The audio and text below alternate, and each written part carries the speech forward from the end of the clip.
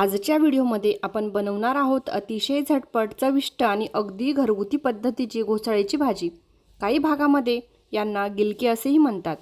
खरं सांगायचं तर अनेक जण घोसाळ्याचं नाव ऐकताच ही भाजी आम्हाला आवडत नाही असं म्हणतात, पण माझं असं मनापासून मत आहे की भाजीपेक्षा ती बनवण्याची पद्धत महत्त्वाची असते।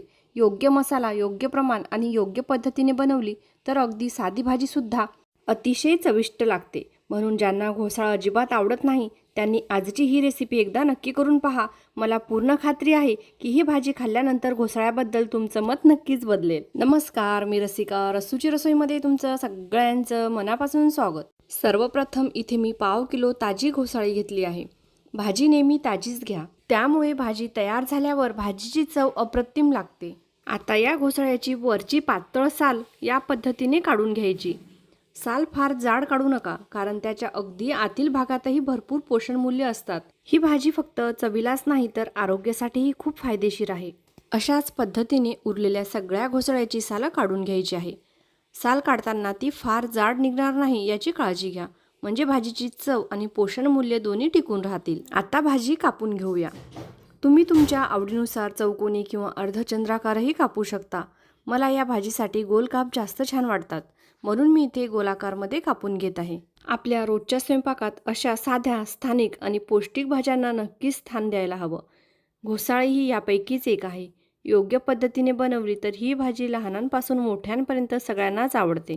इथे आपण संपूर्ण घोसाळी कापून तयार करून घेतली आहे। आता या भाजीसाठी एक अगदी साधं पण चवीला अप्रतिम वाटण तयार करूया। त्यासाठी काही लसूण पाकळ्या, अर्धा चमचा जिरा आणि थोडीशी कोथिंबीर घेऊन ते सगळं जाडसर ठेचून घ्यायचं आहे। इथे मी अर्धी छोटी वाटी शेंगदाणे भाजून त्याचं जाडसर कूट करून घेणार आहे। आता भाजीला फोडणी देऊया। त्यासाठी गॅसवर कढई ठेवली आहे। कढईमध्ये आवडीनुसार तेल घालायचं आहे। या भाजीला तेल जास्त लागत नाही, कारण घोसाळी शिजल्यानंतर त्यातून नैसर्गिकरित्या पाणी आणि थोडा ओलसरपणा सुटतो, त्यामुळे भाजी छान मऊ शिजते। तेल गरम झालं की यामध्ये थोडी मोहरी घालायची। मोहरी तडतडली की आपण तयार करून ठेवलेलं लसूण, जिरं आणि कोथिंबीरीचं वाटण घालायचं आहे। हे 1 मिनिट छान परतून घ्यायचं आहे, लसणाचा कच्चा वास निघून जाईपर्यंत। त्यानंतर काही कढीपत्त्याची पानं घालायची।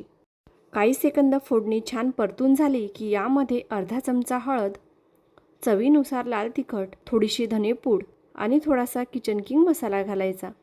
हे सर्व मसाले काही सेकंद छान परतून घ्यायचे।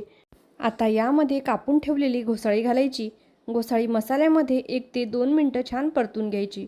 यामुळे प्रत्येक तुकड्याला मसाला व्यवस्थित लागतो आणि भाजी तेलामध्ये छान परतली जाऊन तिची चव आणखी खुलून येते।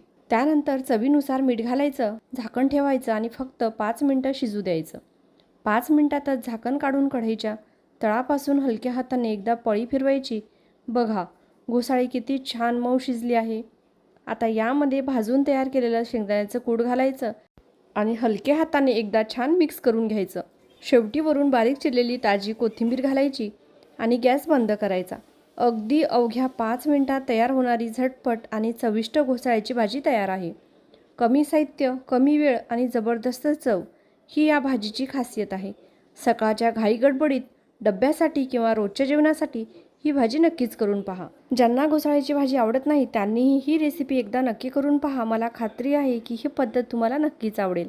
व्हिडिओ आवडला असेल तर एक लाईक करा, तुमच्या मित्रमैत्रिणी आणि नातेवाईकांसोबत नक्कीच शेअर करा आणि अशा झटपट, सोप्या आणि चविष्ट रेसिपीसाठी आपल्या चॅनलला सबस्क्राईब करा। धन्यवाद।